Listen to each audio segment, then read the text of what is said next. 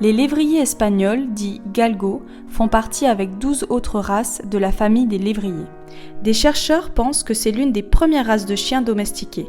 Ses origines sont complexes et mal connues. Cependant, en Égypte, nous pouvons apercevoir leur représentation sur les tombeaux des pharaons, sur des stèles ou des bas-reliefs datant de 5000 ans avant Jésus-Christ. On dit d'eux que ce sont des chats-chevaux, car ils peuvent être à la fois câlins comme des chats et galoper tels des chevaux, avec une pointe de vitesse d'environ 60 km/h. Ils sont réputés pour être de très bons chasseurs et donc de bons sprinteurs. C'est pour cela que les galgos sont exploités en Espagne, pour les courses en cynodrome et la chasse à vue.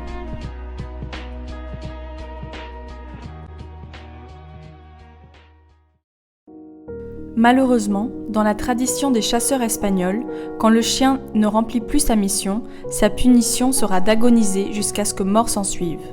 Ils subissent alors une maltraitance sans nom, d'une barbarie sans mots. Plus leur mort sera longue et douloureuse, plus leurs maîtres, les galgueros, jouiront de leur pouvoir. Heureusement, des âmes bienveillantes se sont réunies en Espagne et ont créé des refuges afin d'accueillir un maximum de chiens. Mais ces derniers sont pleins et n'ont pas d'argent pour payer des croquettes, des couvertures et des médicaments. Se montent alors des associations dans le monde entier qui aident ces refuges financièrement et leur envoient des croquettes. Mais leur but premier est de faire adopter ces chiens qui ne demandent qu'à trouver leur famille pour la vie.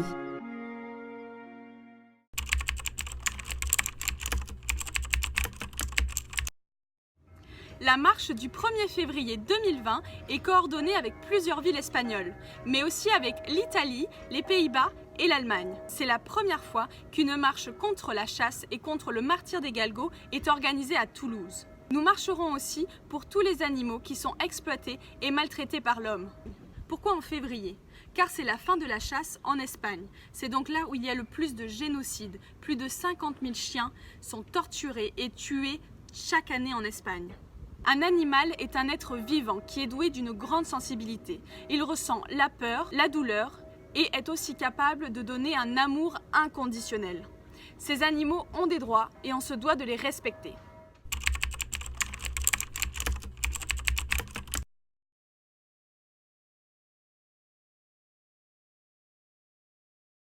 Oui, oui, oui pour une nature en vie.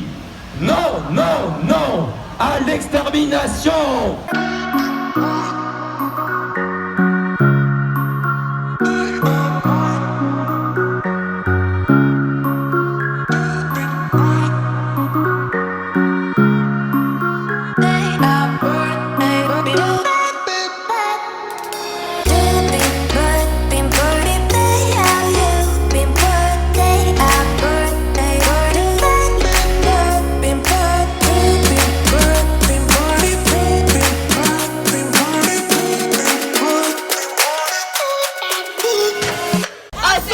Assez de sang versé! Assez d'animaux tués!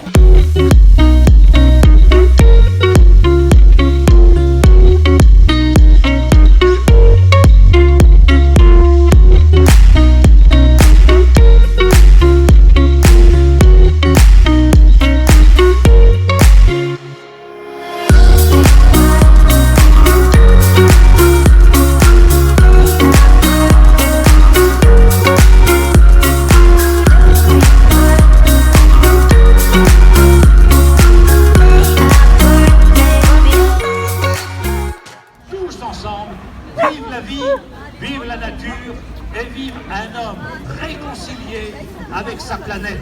Bravo!